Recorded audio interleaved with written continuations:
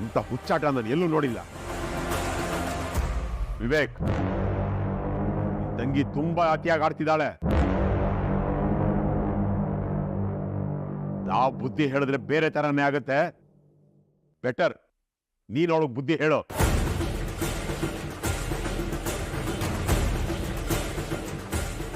What is this ವೃಂದ? Science ಗೊತ್ತಿಲ್ವಾ ನಿಮ್ಗೆ? ಯಾಕೆ ಈ ತರ ಬಿಹೇವ್ ಮಾಡ್ತಾ ಇದ್ದೀರಾ ನೀವು? ಹೀಟ್ ಬಾಡಿಲಿ ಇರೋರಿಗೆ ಕೈ ಕೆಂಪಾಗತ್ತೆ, ಕೋಲ್ಡ್ ಬಾಡಿ ಇರೋರಿಗೆ ಲೈಟಾಗಿ ಕೆಂಪಾಗತ್ತೆ. ಇಷ್ಟು ಗೊತ್ತಿಲ್ವಾ ನಿಮ್ಗೆ? ಅದಕ್ಕೆ ಹೀಗೆಲ್ಲ ಮಾಡ್ತಾರಾ?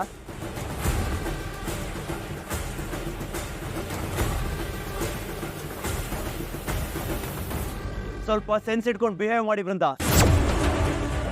ವೃಂದ, ಮದುವೆ ಹುಡುಗಿ ನೀನು ಖುಷಿಯಾಗಿರ್ಬೇಕು. ಚಿಕ್ಕ ಚಿಕ್ಕದಕ್ಕೆಲ್ಲ ಕಿರಿಕಿರಿ ಮಾಡ್ಕೋಬಾರ್ದು. ವಿವೇಕ್, ಫಂಕ್ಷನ್ ಅಂದಮೇಲೆ ಒಂದು ಹ್ಯಾಪಿನೆಸ್ಸು, ಫನ್ನು ಇದೆಲ್ಲ ಇರಬೇಕು. ಆದರೆ ಯಾವಾಗಲೂ ಜಗಳ, ಕೂಗಾಟ, ಏನಿದು ವಿವೇಕ್? ಪದೇ ಪದೇ ಇದೇ ರಿಪೀಟ್ ಆಗ್ತಾ ಇದೆ.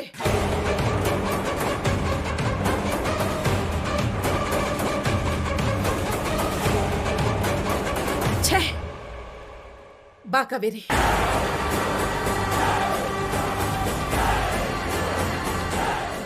ಇದ್ಯಾಕೋ ಸಿಕ್ಕಾಪಟ್ಟೆ ಜಾಸ್ತಿ ಆಗ್ತಾ ಇದೆ. ಮದುವೆ ಮನೆ ಅನ್ನೋ ಸಂಭ್ರಮಕ್ಕಿಂತ ದಿನ ಬೆಳಗಾಗಿ ಎದ್ರೆ ಏನ್ ರಾಮಾಯಣ ಕಾದಿದ್ಯೋ ಅಂತ ಟೆನ್ಷನ್ ಆಗ್ಬಿಟ್ಟಿದೆ.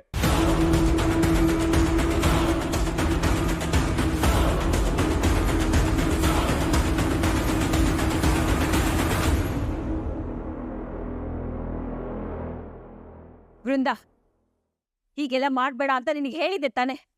ಯಾಕೆ ಹೀಗೆಲ್ಲ ಮಾಡ್ತಿದ್ಯಾ?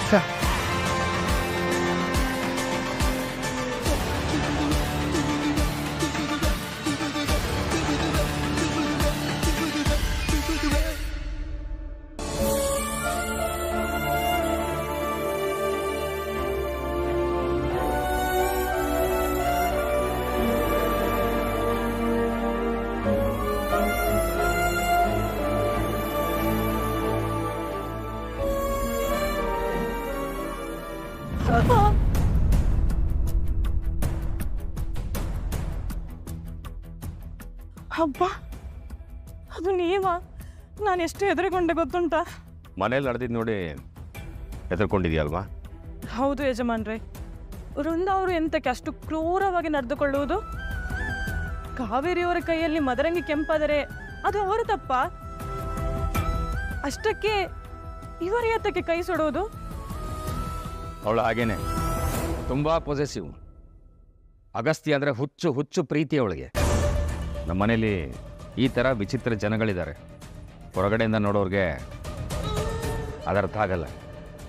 ಅದಕ್ಕೆ ನನಗೆ ಒಂದು ಸಂಸಾರ ಇದೆ ಅನ್ನೋ ವಿಷಯನ ನಾನು ಮುಚ್ಚಿಟ್ಟಿದ್ದು. ಅಂದರೆ ಹೇಳಿದ್ರೆ ಎಂತ ಆಗ್ತದೆ?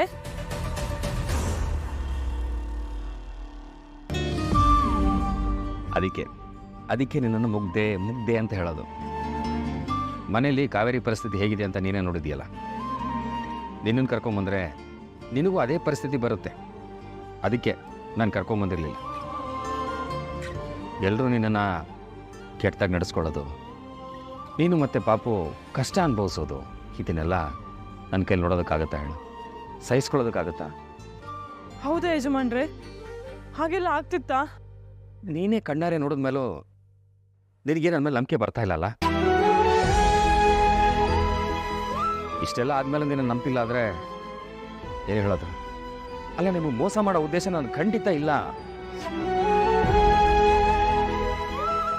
ನೀನು ಮತ್ತೆ ನನ್ನ ಮಗನೇ ನನಗೆ ಪುಟ್ಟ ಪ್ರಪಂಚ. ನಿಮ್ಮನ್ನು ಬಿಟ್ಟರೆ ನನಗೆ ಬೇರೆ ಯಾರೂ ಇಲ್ಲ.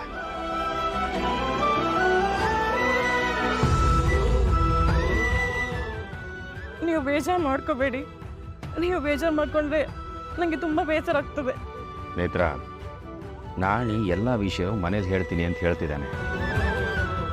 ಆದರೆ ಹೇಳೋದಕ್ಕೆ ಇದು ಸರಿಯಾದ ಸಮಯ ಅಲ್ಲ. ಅದಕ್ಕೆ ನಾಣಿಗೆ ಯಾವ ವಿಷಯನೂ ಹೇಳಬೇಡ ಅಂತ ಹೇಳು. ಅವನಿಗೂ ಅರ್ಥ ಮಾಡಿಸು, ನೀನು ಅರ್ಥ ಮಾಡ್ಕೊ, ಆಯಿತಾ? ಸರಿ ಯಜಮಾನ್ರೆ, ನಾನು ಯಾರಿಗೆ ಸಹ ಹೇಳೋದಿಲ್ಲ. ಅಣ್ಣನಿಗೆ ಸಹ ಹೇಳ್ತಾನೆ ಹೇಳಬೇಡ ಅಂತ. ನನಗೆ ಗೊತ್ತಿತ್ತು ನೀನು ನನ್ನನ್ನು ಎಷ್ಟು ಪ್ರೀತಿ ಮಾಡ್ತೀಯ ಅಂತ.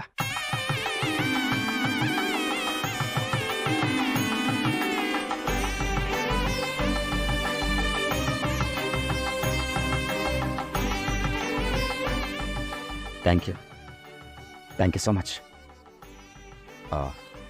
ನಿನ್ನ ಜೊತೆ ಇರೋದು ನೋಡಿದ್ರೆ ಕಷ್ಟ ಆಗತ್ತೆ. ಹಾಂ, ಹುಷಾರ.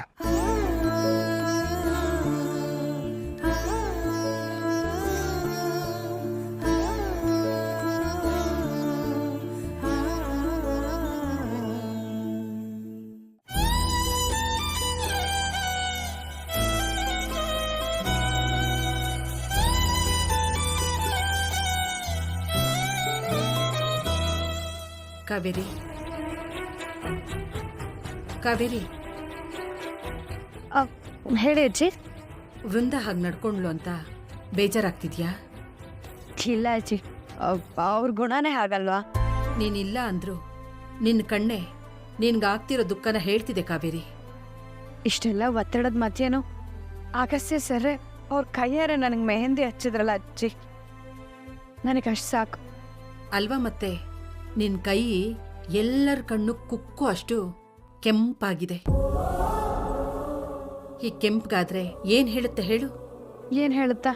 ನಮ್ ಪಾಪು ಎಲ್ರಿಗಿಂತ ಜಾಸ್ತಿ, ಯಾಕೆ ಅವ್ರ ಅಕ್ಕನ್ಗಿಂತ ಜಾಸ್ತಿ ನಿನ್ನನ್ನ ಪ್ರೀತಿಸ್ತಾನೆ ಅನ್ನೋದು ಗೊತ್ತಾಗ್ತಾ ಇದೆ. ಹಾಗೇನೂ ಇಲ್ಲ ಅಜ್ಜಿ, ಎಲ್ರಿಗೂ ಅವ್ರದ್ದಾದ ಸ್ಥಾನಮಾನ ಇರುತ್ತೆ ಅಲ್ವಾ? ಅಲ್ಲ ಬೆಲ್ಲ ಏನು ಬೇಡ, ಇದೇ ಸತ್ಯ. ನನ್ನ ಮೊಮ್ಮಗ ಇಷ್ಟು ಬೇಗ ನಿಂದವನಾಗ್ಬಿಟ್ಟ ನೋಡು. ನೀನು ಪ್ರೀತಿಲ್ ಮುಳುಗೋಗಿದ್ಯಾ ತಾನೆ?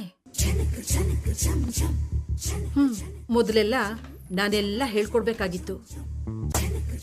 ನಿನಗೂ ಕೂಡ ಏನೋ ಟಿಪ್ಸ್ ಎಲ್ಲ ಕೊಟ್ಟು ನಿನಗ್ ಧೈರ್ಯ ಹೇಳೋಕೆ ನಾನ್ ಬೇಕಾಗಿತ್ತು.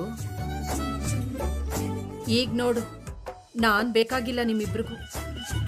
ಅಜ್ಜಿ, ನಿನ್ನ ಸಮಜಾಯಿಷಿ ಏನು ಬೇಡ ನನಗೆ, ನನಗೆಲ್ಲ ಗೊತ್ತು.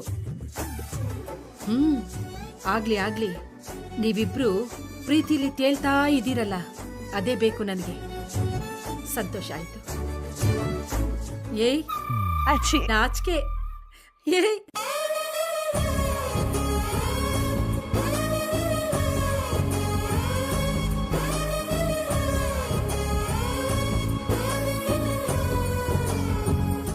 ಏ ಅಂಬಿಕಾ, ಬಾ ಬಾ, ಅಲ್ಲೇ ನಿಂತ್ಕೊಂಡಿದ್ಯಾ, ಬಾ.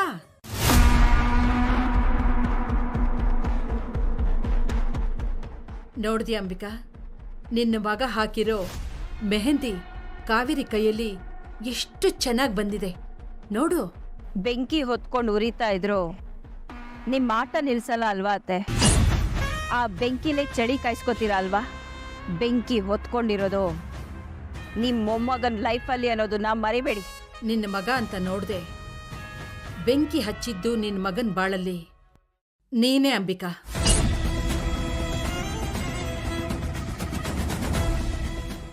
ಅದು ಜ್ವಾಲಾಮುಖಿಯಾಗಿ ಎಲ್ರ ಬಾಳನ್ನ ಬಲಿ ತಗೊಳ್ದೇ ಇರೋ ಹಾಗೆ ಅದನ್ನ ತಡೆಯೋಕೆ ಪ್ರಯತ್ನ ಪಡ್ತಾ ಇದ್ದೀನಿ ಅಷ್ಟೇ.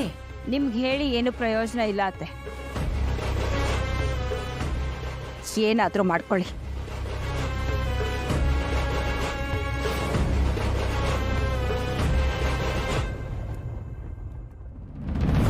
ಕಾವೇರಿ, ಅವಳು ಮಾತಿಗೆಲ್ಲ ನೀನ್ ತಲೆ ಕೆಡಿಸ್ಕೋಬೇಡ. ಅವಳದು ಇದ್ದಿದ್ದೇ ಅಲ್ವಾ, ನೀನ್ ಸಂತೋಷವಾಗಿರು. ಅನಿಕಾ ಮದ್ವೆ ಅಂತ ಸ್ವಲ್ಪ ಟೆನ್ಷನ್ ಮಾಡ್ಕೊಂಡಿದ್ದಾಳೆ ಅಷ್ಟೇ. ಅದೊಂದಾಗ್ಬಿಟ್ರೆ ಎಲ್ಲ ಸರಿ ಹೋಗ್ಬಿಡುತ್ತೆ. ನೀನ್ ಸಮಾಧಾನವಾಗಿರು. ಎಲ್ಲಿ ಸ್ಮೈಲ್.